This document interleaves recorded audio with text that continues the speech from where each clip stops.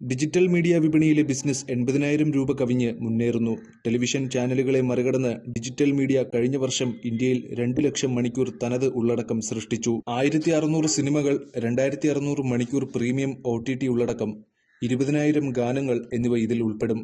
ലോകത്തെ ഏറ്റവും വലിയ ഉള്ളടക്ക നിർമ്മാണ കേന്ദ്രം ഇന്ത്യയാണെന്ന് മുംബൈയിൽ ആഗോള വിനോദ ഉച്ചകോടിയായ വേവ്സിൽ അവതരിപ്പിച്ച ഏണസ്റ്റ് ആൻഡ് യങ്ങിന്റെ എ സ്റ്റുഡിയോ കാൾഡ് ഇന്ത്യ എന്ന റിപ്പോർട്ടിൽ പറയുന്നു. ഇന്ത്യയിൽ ആനിമേഷൻ VFX ചെലവുകൾ പാശ്ചാത്യ രാജ്യങ്ങളെക്കാൾ 40 മുതൽ 60% വരെ കുറവാണ്. വൈദഗ്ധ്യമുള്ള തൊഴിൽ ശക്തിയുണ്ട്.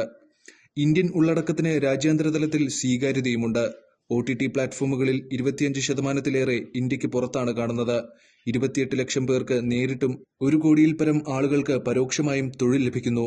കേന്ദ്ര സർക്കാരിന്റെ റിപ്പോർട്ടനുസരിച്ച് അടുത്ത വർഷം മാധ്യമ വിനോദ മേഖലയിലെ സമ്പദ്വ്യവസ്ഥ 3,06,700 കോടി രൂപയിലെത്തും. വാർഷിക വളർച്ച 7%. അച്ചടി പ്രസിദ്ധീകരണങ്ങൾ 1,54,523 ആയി. 4.995 വളർച്ചയുണ്ട്. DTH സേവനങ്ങൾക്ക് 100% ജിയോഗ്രഫിക്കൽ കവറേജ് അനുവദിച്ചു. ദൂരദർശന്റെ സൗജന്യ ഡിഷ് ചാനലുകൾ 381 ആയി. കഴിഞ്ഞ വർഷം 33 ആയിരുന്നു.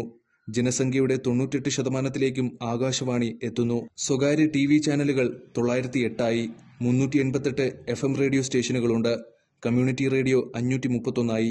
3,455 ഫീച്ചർ ഫിലിമുകളടക്കം 6,913 ചിത്രങ്ങൾ ഇറങ്ങി.